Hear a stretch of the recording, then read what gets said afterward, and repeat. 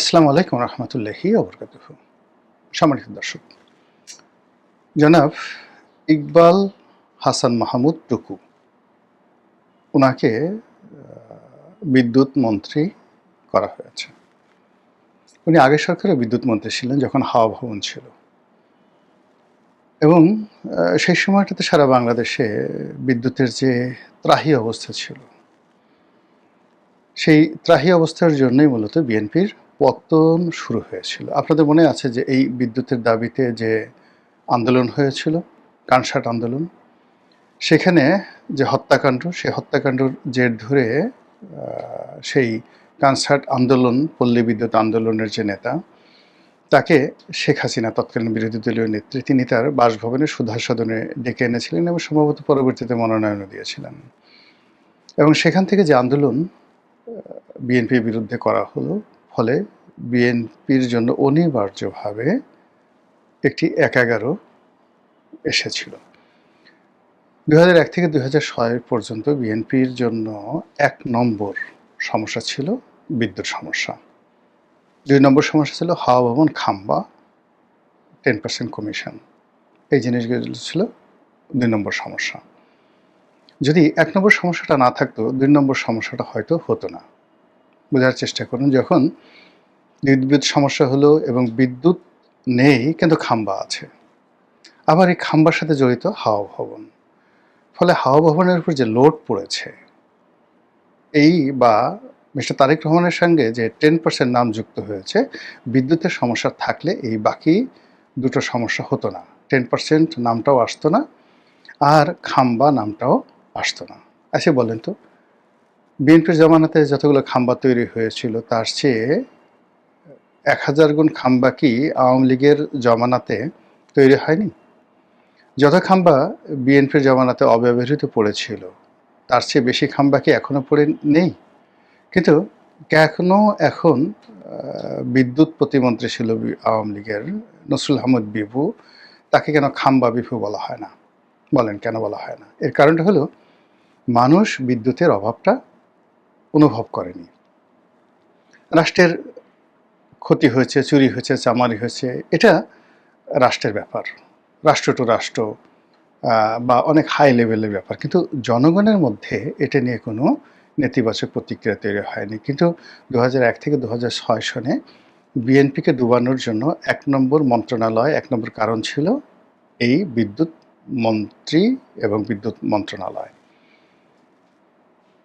জাতির সৌভাগ্য বা দুর্ভাগ্য, সৌভাগ্য এই অর্থে যে মানুষ ব্যর্থতা থেকে শেখে, আর যেখানে মানুষ পড়ে যায় সেখান থেকেই মানুষ উঠে দাঁড়ায়। সেই অর্থে বিদ্যুৎ মন্ত্রী যিনি এখন হয়েছেন, মিস্টার টুকু, তো তার হাত দিয়ে বিএনপির উত্থান হতে পারে।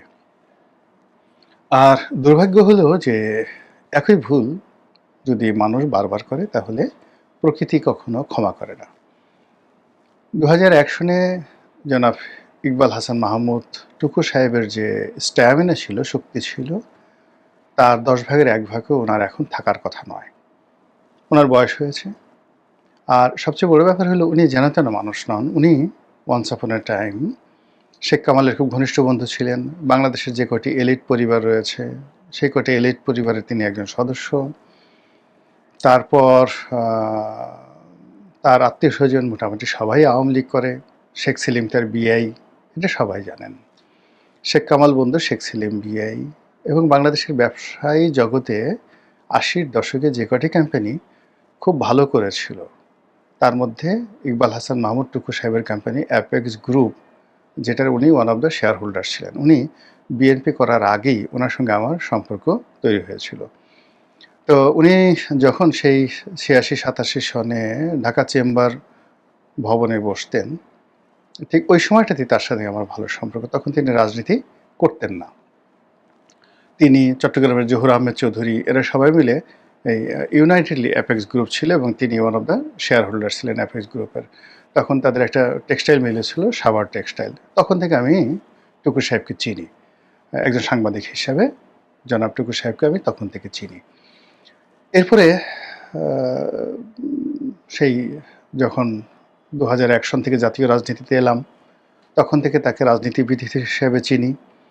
আর উনার সঙ্গে আমার ব্যক্তিগত সম্পর্কটা অত্যন্ত স্নেহ এবং শ্রদ্ধা। তিনি আমাকে প্রচণ্ড স্নেহ করেন আর তাকে আমি শ্রদ্ধা করি। কাজেই তার সম্পর্কে কোনো নেতিবাচক কথা বলা, মানে একটু মুখ বাঁকা করে কথা বলা আমার জন্য খুবই ক্ষতিকর। আমার নিজের জন্য, বিকজ আমি তাকে ভালোবাসি।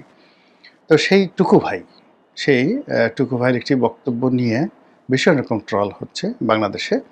সেটা হলো তিনি যেটি বলেছেন যে শেখ হাসিনার জমানায় বিদ্যুৎ খাতে যে লুটপাট হয়েছে, সেই লুটপাটের ফলে পুরো বিদ্যুৎ অঙ্গন ঋণের ভারে জর্জরিত। এখন আমাদের যে বিদ্যুৎ খাতটা, এটা এতটা জটিল হয়ে পড়েছে। এখানে এলএনজি দ্বারা বিদ্যুৎ প্ল্যান্ট চালিত হচ্ছে। এখন ইরান যুদ্ধ হয়েছে, এলএনজি পাওয়া যাবে না।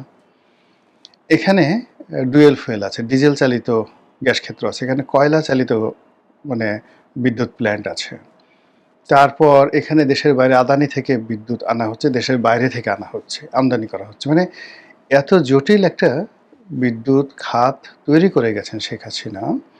এই বিদ্যুৎ খাতের ম্যানেজমেন্ট করা, অর্থাৎ একবার আদানির সঙ্গে বসেন, একবার রামপাল কয়লা বিদ্যুৎ কেন্দ্র সেটার সঙ্গে বসেন, আবার ওদিকে পায়রা বিদ্যুৎ কেন্দ্র তৈরি হয়ে আছে, ভোলা বিদ্যুৎ কেন্দ্র তৈরি হয়েছে, সেখানে বিদ্যুৎ উৎপন্ন হচ্ছে, কিন্তু সেগুলোকে জাতীয় গ্রিডে এনে সঞ্চালন কেন্দ্র তৈরি হয় না। বিদ্যুৎ কেন্দ্র তৈরি হয়েছে, টাকা দিতে হচ্ছে, খরচ করতে হচ্ছে, লস গুনতে হচ্ছে, কিন্তু ওটা জাতীয় গ্রিডে দেওয়ার মতো সঞ্চালন লাইন তৈরি করা হয়নি।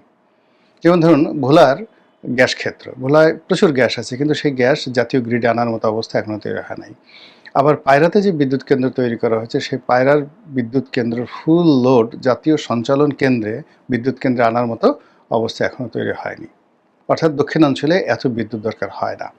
তো এরকম মানে অনেকগুলো জটিল। এখন সেই জটিল বিষয়গুলো তিনি বসার সঙ্গে সঙ্গে কিন্তু বুঝতে পেরেছেন।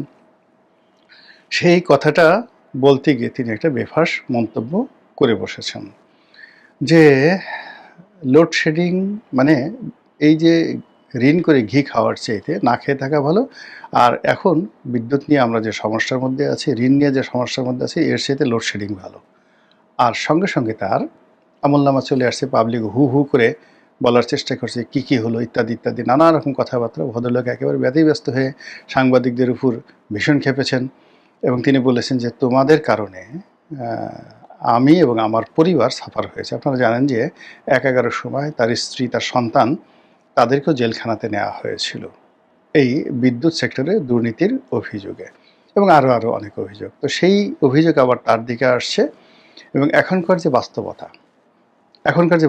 সেই বাস্তবতায় শেখ হাসিনা ধরুন প্রায় ২২,০০০ থেকে ২৪,০০০ মেগাওয়াট বিদ্যুৎ কেন্দ্র নির্মাণ করে গেছেন। পিক আওয়ারে এই বিদ্যুৎ কেন্দ্রগুলো ১৭ থেকে ১৮,০০০ মেগাওয়াট বিদ্যুৎ উৎপন্ন করতে পারে। আর এই বিদ্যুৎ কেন্দ্রগুলো চালানোর জন্য যে নগদ অর্থ দরকার, যে সাবসিডি দরকার, তারপরে এখানে যে যাকে বলা হয়, এখানে যে লোড ম্যানেজমেন্ট আছে, সিস্টেম লস আছে, সব মিলিয়ে সরকারের যে ক্ষয় খরচা, তাতে বছরে প্রায় ৪০,০০০ কোটি টাকার মতো এখানে ভর্তুকি দিতে হচ্ছে। আবার বলি ৪০,০০০ কোটি। তো ৪০,০০০ কোটি টাকা সিস্টেম লস অন্যান্য মিলিয়ে যদি ভর্তুকি দিতে হয়, তারপর এখানে যে বিদ্যুৎ প্ল্যান্টগুলো হয়েছে সেটা বাবদ যদি বছরে কয়েক লক্ষ কোটি টাকা ঋণ শোধ করতে হয়, তাহলে এই যে বিদ্যুতের মেনটেন্যান্স থেকে শুরু করে সমস্ত কিছু করা, এটা সম্ভব নয়। এই মুহূর্তে যে সকল কোম্পানির কাছে বিদ্যুৎ নেওয়া হয়েছে, তারা আদানি সহ অন্যান্য কোম্পানি প্রায় ১,০০,০০০ কোটি টাকা সরকারের কাছে পাবে। আবার বলছি, ১,০০,০০০ কোটি টাকা সরকারের কাছে পাবে। সরকারের কাছে ঘোড়ার ডিম কোনো টাকা নাই। ডক্টর মোহাম্মদ ইউনূস স্থানীয় মুদ্রা ব্যবস্থা থেকে ১,২০,০০০ কোটি টাকা সে ঋণ করে গেছে। এখন টাকা ছাপিয়ে, তারপরে শেষে রিজার্ভ থেকে টাকা ভাঙিয়ে, বিদেশ থেকে লোন এনে কোনো অবস্থাতেই এই ২২,০০০ ২৩,০০০ মেগাওয়াট বিদ্যুৎ উৎপন্ন করে গ্রাহক পর্যায়ে, ভোক্তা পর্যায়ে পৌঁছে দিয়ে পরিস্থিতি সামাল দেওয়ার মতো অর্থনৈতিক অবস্থা নাই। যদি ২২,০০০ মেগাওয়াট চালাতে হয়, সরকারকে ৫০,০০০ কোটি টাকা ভর্তুকি দিতে হবে প্রতি বছর। কোথা থেকে দেবে টাকা বলেন?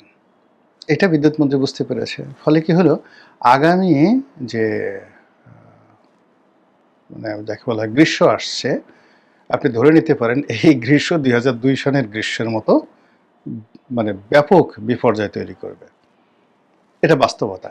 এই যে এলএনজি, এখন এলএনজি দিয়ে যে সকল মানে বিদ্যুৎ প্ল্যান্ট চালানো হচ্ছে, ইরান ইরাক যুদ্ধের কারণে এই প্ল্যান্টের মানে পাবে কোথায়? বিদ্যুতের মূল্য আপনাকে বাড়াতেই হবে।